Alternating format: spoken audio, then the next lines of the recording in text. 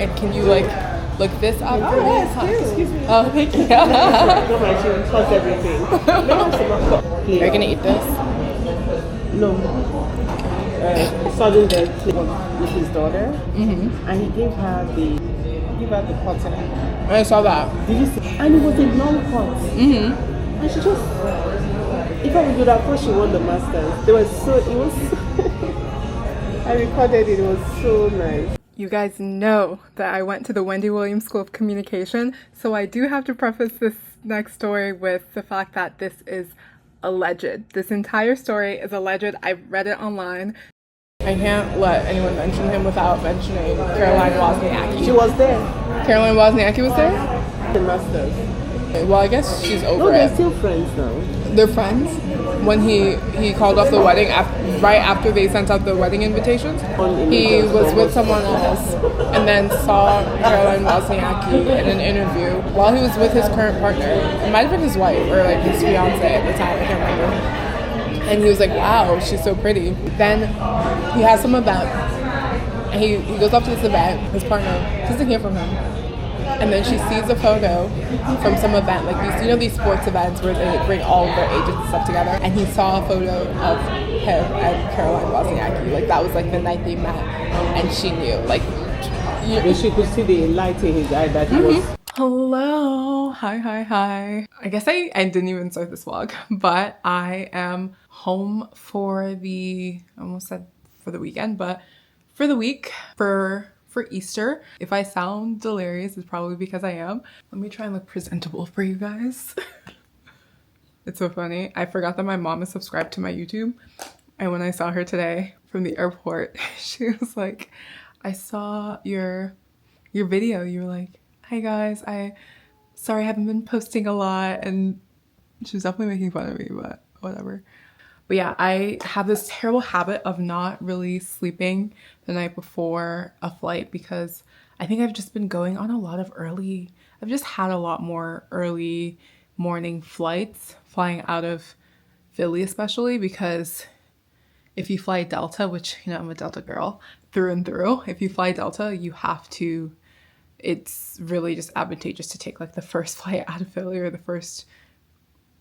one of like the first 2 or 3 flights, and those tend to be really early and just never leave enough time to go to sleep. And so I'm literally running on an hour and a half. I don't recommend this, but I slept on the flight on the way over, got brunch. Oh God, I love the South. We got brunch at this place called the Flying Biscuit. It's not a chain, but they have a few locations within the Atlanta area, and just good vibes. I just miss, like, I don't know, I think maybe because having lived in like SF, Philly, you know, spent some time in New York, it feels like everything in these places, just in order to be good and be frequented by clientele, it has to just look good aesthetically and like fit that like Instagram litmus test.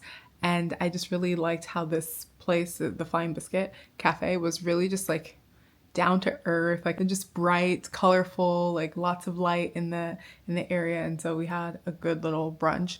I was joking with my mom and I told her like it's gonna be hard to find a brunch place because, you know, brunch is such a weekend thing. Like most people by 11, 12 are thinking about lunch, not thinking about biscuit breakfast sandwiches, but that's what I had and it's really good. Anyways, my mom also went to Nigeria recently. She was on a trip, and don't worry, I'll show you everything that she got me. Do a little haul. But this was the one that was easy to grab. I haven't seen the rest yet, but it's this skirt. I'm gonna try it on once I shower so she can see me. And it has these like structured pattern. Guys, I love having unique pieces. And this is like a stretchy ponte spandex type. And then this is Ankara. Like, it's just, this pattern is just so bright, and I feel like it's me. And I love that it's like tight in the pencil skirt area, which is also very me. So I'm actually gonna shower and then I'll try this on. I didn't want to try this on with like my plain body. Perfect, thank you. I am getting closer and closer to the end of this recruiting session.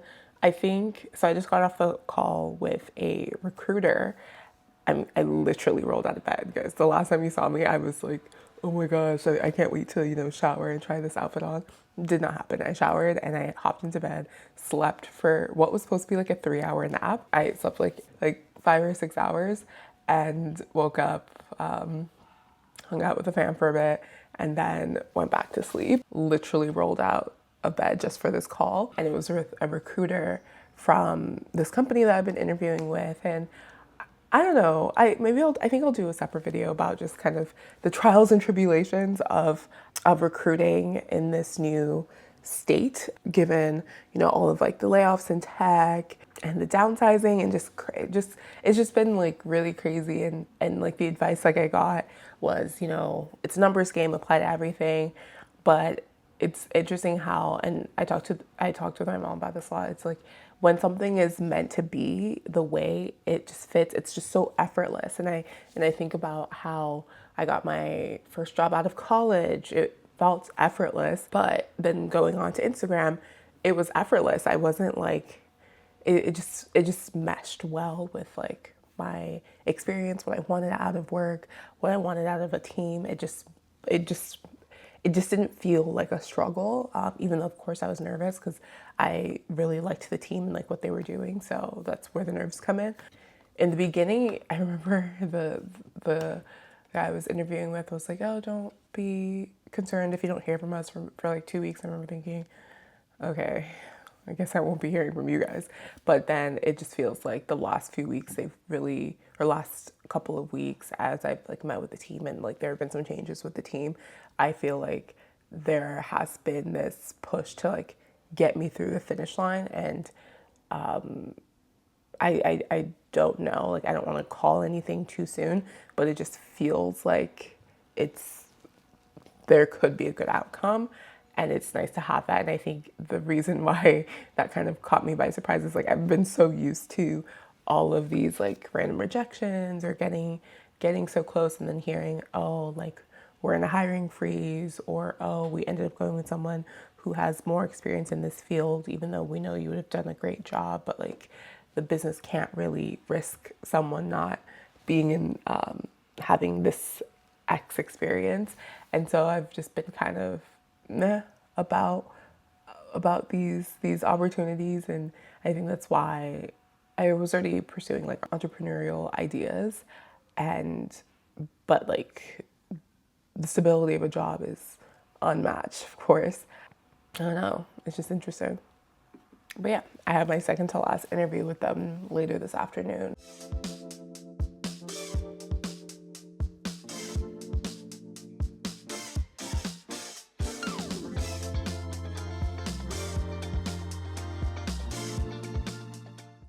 We are done with the interview. I love this backdrop. I feel like people sometimes think it's a Zoom background, but these are real books, well read in here. I think me and my sister like pulled our tiny allowance in elementary school and got this for our mom at like this, I think it was a Scholastic book fair maybe. But isn't this so cute? It's like a little hourglass. Yeah, no, I don't think it works as it's supposed to. It should be full. Yeah, had a little conversation. I think it went well, and I have another call tomorrow, which is like basically the final round, and we shall see. Happy Easter! My mom and my sister are coming to pick me up, which is why I'm filming this on an iPhone. I borrowed her shoes because did not bring the right shoes for this. Hi, Granddaddy. Hi. Good. Happy Easter. Great wisdom, a good peace of mind, and success in all you do in Jesus' name. Amen. I'm very proud of you. When I see all of you like this, my mood is so brightened up, so happy. May God bless all of you.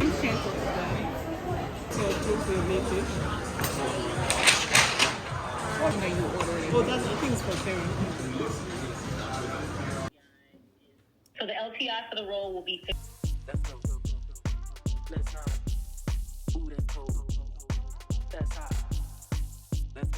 amazing plans for what they're looking to grow you into and have you become. They're super excited about you. Guess who just got a job? Oh my God. We are employed. Fingers crossed nothing crazy happens, because I feel like I've gotten to a point where you like the offer is right there and then restructuring. Oh my gosh, I'm gonna sit down for this. I'm going to do like a separate video about this, because I do think like this has been such a long process. I thought to myself the other day, I ended classes as an MBA student, I think April 20th.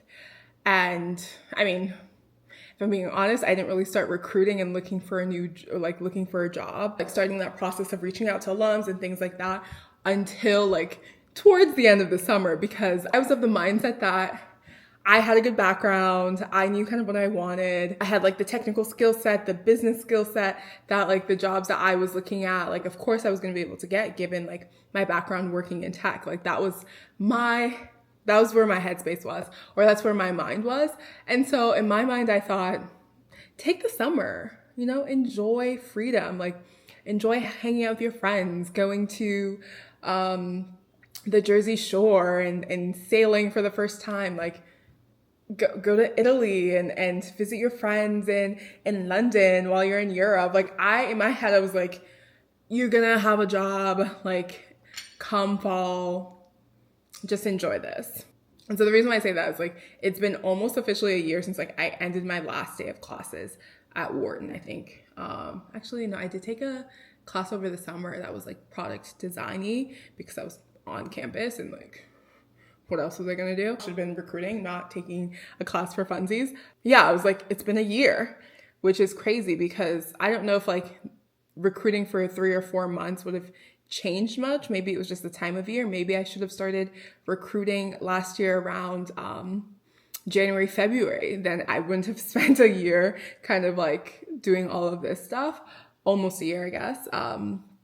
So I remember just like having that realization earlier today. Also, I hate that I'm wearing black so much in this vlog. Ugh, but that's what I passed. One of the things that I realized was there's been so much friction in finding the right job, interviewing. Some of the people I would meet like almost wanted to like put me in my place and show like in a sense like, oh, you don't have a job, we hold the keys to you having a job, so jump through these hoops. Like that was the energy. And I don't think that should ever be the case. Like I've interviewed people before when I was at Instagram, and that was never how I interviewed people, because at the end of the day, it's like, do you want someone to have a pleasant interview experience and want to work there? Like, I'm not going to go to a place where I feel like everyone's an asshole. I'm rambling. I'm ranting. This process, even though it's been kind of long, but it felt seamless. As I was talking to people, as soon as I would finish the call, 30 minutes later, the recruiter, she would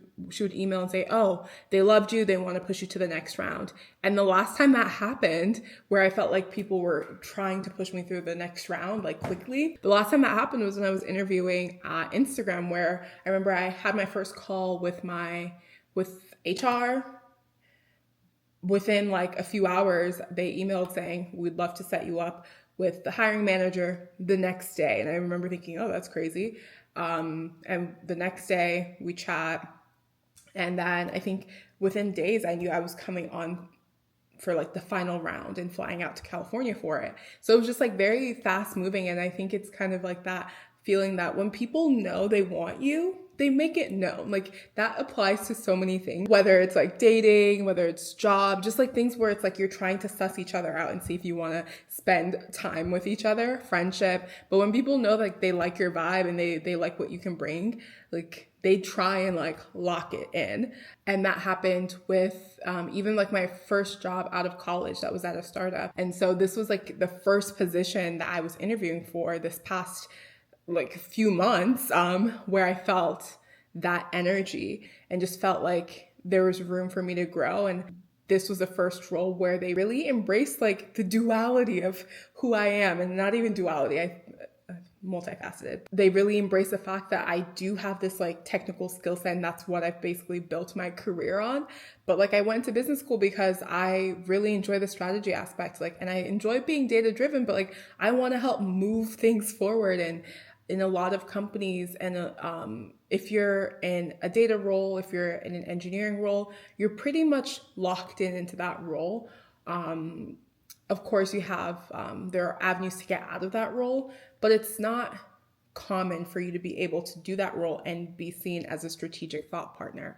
And that's what I wanted out of like getting my MBA, like having experiences where I was like showing I can be that thought partner, because I showed it at Instagram, but it wasn't a formal part of my role. So it's hard for people to grasp that. Toot toot. But, yeah, so this was the first role where I felt like the people that I would be reporting to, the directors, they saw what I was bringing and what I could grow into, and not even that, but what I could help shape the company to be. And that is so exciting. I wasn't expecting the vlog to get into this part of my life. I think that's enough excitement for one day. This was originally what I wanted to show you guys. Oh my gosh. My mom gave me all of these clothes to take back with me, and I thought I would share the 5 or 6 or 7 unique pieces that I'm really excited to wear. Disregard the mess, but this, I feel like this is so elegant. I would wear this to like a nice brunch, nice little cocktail hour. I just really enjoy this rose. And to know my mom is to know that she has range. And this was apparently, or so she says, this is a romper. I was shocked that my mom had this because I've never seen her wear a romper. That's just not her vibe. She gives more of like a classic European cut. She told me that she bought this because she was going on a beach vacation, and she thought that this was like a top, I guess like a tunic that she could wear with like white pants, and lo and behold, a romper. And so I benefited. Okay, let's see what we're working with here. So this is a Hugo Boss dress. She originally bought this for, I think probably for work, and then she realized that it was a little too clingy. And to know me is to know I have no problem with dresses that, you know, hug the body a bit. This with like sleek black heels. Okay. At first glance, this is giving puffy, right? Like the sleeves puffy. And I will admit that when I first saw this, I was a bit apprehensive. And I wasn't sure it would make its way back to Philly with me. But my mom, you know, she said, try it on. How many times am I gonna say my mom in this vlog? But she basically was like, try it on. I tried it on, and I actually really do like it. Apart from the fact that, you know, the material is really nice and like girly and tooly, but it's definitely something that I can wear to like a summer or springtime wedding, or a more like semi-formal event. And I like that it's not something that I would have seen on a mannequin and thought like, oh, gotta try that on. But because I think this is more like my mom's style. But I do like this kind of like dropped waist with like a ruching here, but it still fits my body shape, you know. This is a dress that I actually am really obsessed with what's going on up here, but I don't love the length, so I'm going to definitely take it to a tailor and shorten it a little bit. I feel like I would prefer the length to be like here, maybe a little bit higher, we'll see. It's like a very 70s vibe, but I just also wanted it to fit my style, and I don't know the last time I wore a dress that was like at my knee. This is not fully zipped up all the way, but I'm obsessed. The neckline, it's off the shoulder, scalloped a little bit, and this is velvet, and it's got a little rosette there. And then the rest is it's kind of like a gold threaded lame, I think that's what you would call this fabric, and I think it's gorgeous. And I'm not gonna turn around too much because then you can see the fact that it's not zipped up. I think I'm meant to be a socialite, at least part-time. I just need events. I just want to make sure I have events where I can wear this type of gown too. And it's obviously a winter gown, given that this is velvet and I'm also kind of already sweating a little bit. It definitely gives off the Cinderella's stepmother vibe. I just finished editing this vlog. It was a labor of love and I'm clearly eating my breakfast with it, but I just wanted to kind of close it out because I realized I never actually ended this vlog. But I'm just really happy that I am back to vlogging and I was able to really capture those moments and capture those thoughts, which I know, like, I hope can inspire people who are kind of like going through the same thing right now. And I can't wait to like look back on it 5, 10, 20 years from now and be like, wow, we've really grown. Anyways, love you guys for watching. I will see you in the next video. Bye.